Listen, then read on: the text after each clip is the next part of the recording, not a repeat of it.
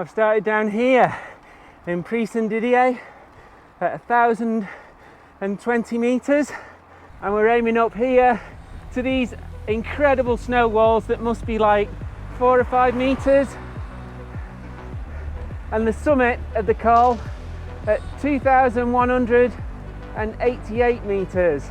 Good morning from the Italian Alps. So this morning we've taken the short drive through the Mont Blanc tunnel, through Courmayeur to Pré-Saint-Didier, and I'm on the stunning Col du Petit, or as the Italians call it, the Col del San Piccolo Bernardo. The climb starts off with some amazing views of Mont Blanc on Monte Bianco, with some stunning switchbacks, and we've also got the scene of a very famous movie.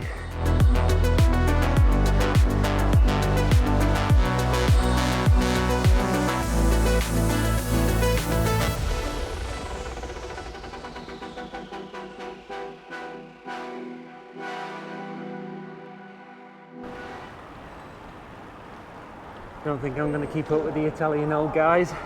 It starts down in Aosta, or probably even further than that.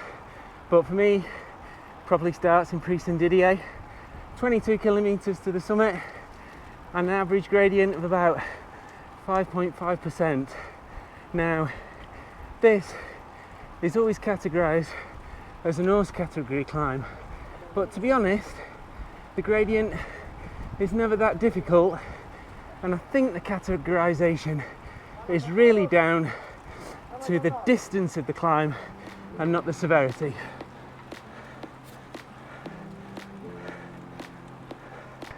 The Petit Saint Bernard on the Italian side was last used in the 2009 Tour de France.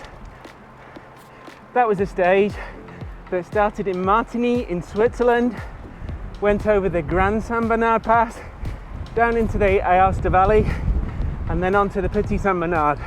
The stage finished that day back over in France, down into the junction town of Bourg Saint-Maurice. That was the descent that Jens Voigt had that horrendous crash just above La Rosière.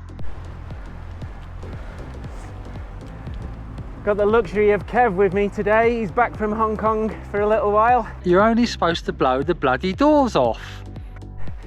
Essex's #1 Michael Caine impersonator.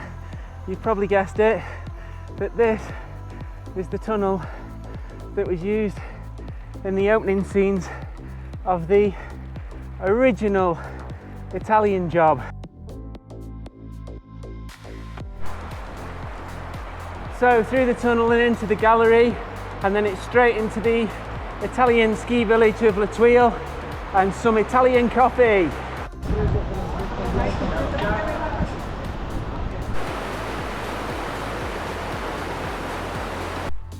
Scenery is just spectacular. I'll never take this for granted.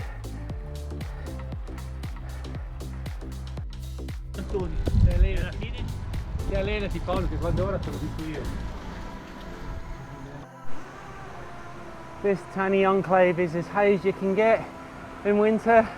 We're probably 2 or 3 kilometres above Thuile now, and this is where the barrier comes across in winter and the road becomes a ski piste.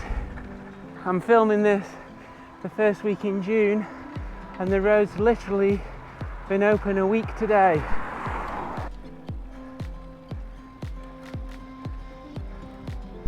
We're just through 1,900 metres of elevation. Oh, there's some supercars coming up now. The road's still pretty tame here, but it's about to get a bit steeper as we reach the 2,000 metres above sea level mark.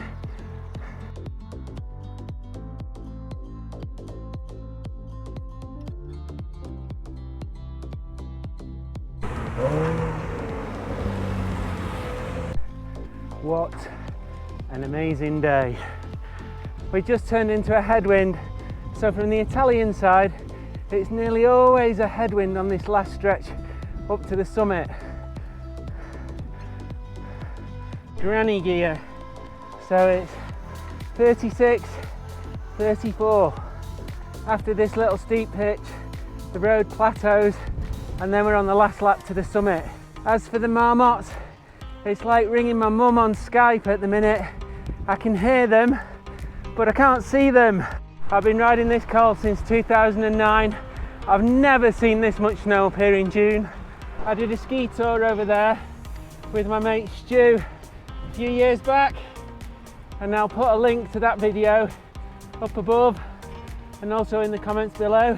Geez, that must be 4 meters of snow there. Such a weird winter. There was hardly any snow below 2,000 meters, but above 2,000 meters there was more snow than ever. So this is just absolutely amazing.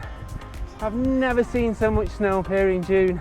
So here it just flattens out before we get to the final bit, to the summit. So I think we've got about another 100 meters of climbing, about 2 kilometers to go. Not sure how many superlatives I can use in one ride, but I'm going to try and use the whole of my repertoire today.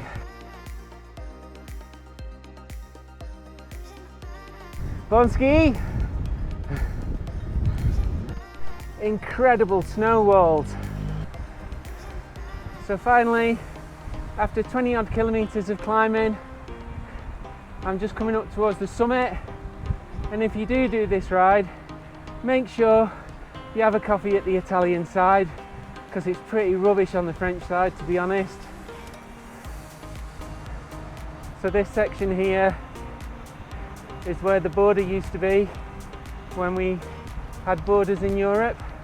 In fact, this is the old Italian customs house at the side here,